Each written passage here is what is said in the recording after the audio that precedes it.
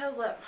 So, how are you doing, fellow quarantinis? Again, still weird times, but alas, here we are. So, this video is going to be basically a little simple, like budget-friendly, cheap, simple, minimalist ways to decorate your home vintage. So, first I would start out with kind of like clothes, picking an era that you kind of want to go for, because then that's just going to be way easier.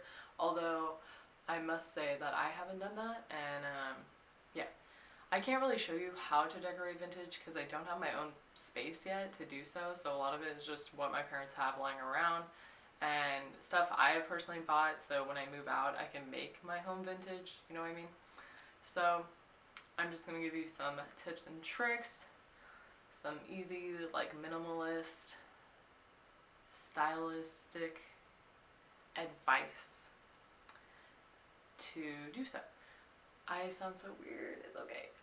So first and foremost, I would recommend for any era, I think a good picnic basket will do the trick. And what I mean by that is it can be like this, because I think this looks very vintage, and you can just put it on a shelf on your dining room table. It opens up so you can just even put a nice little thing of flowers in there, or like some little spooky guys for Halloween, whatever you want, or for Easter, like tie a ribbon around it. You do you, boo.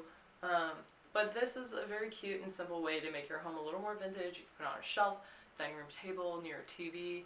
It's up to you, it's your home, you know?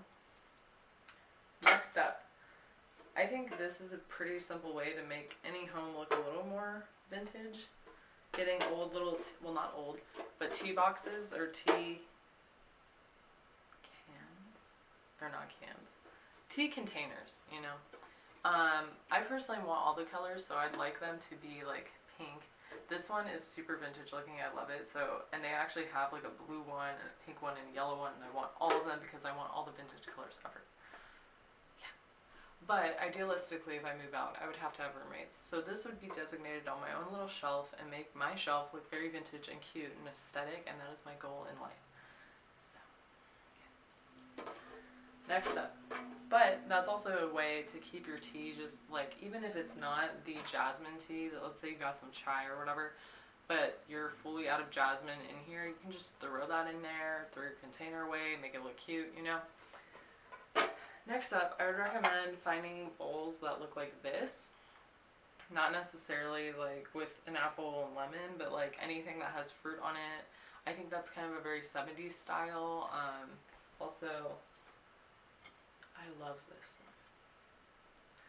But stuff like this, because it's very vintage, very cute, very simple.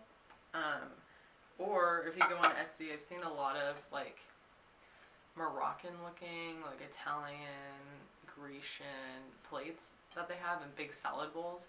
I recommend looking into getting like a set of those for fancy dinners, or just like a big bowl for pasta or salad or whatever. And that could be like your little vintage piece when you're entertaining. Very cute, very simple, kind of expensive, but it depends on where you go. I mean, it's really hit or miss with prices. The ones I've seen that I like are expensive, of course. So. Anyways, another recommendation is finding pastel appliances. So, for instance, I found a teapot that is kind of a pastel pink, or dusty rose at Marshall's. It was super inexpensive. They have them everywhere, really, and I've noticed a trend on, or in Target and stuff like that, that they have a lot of pastel-colored mixers,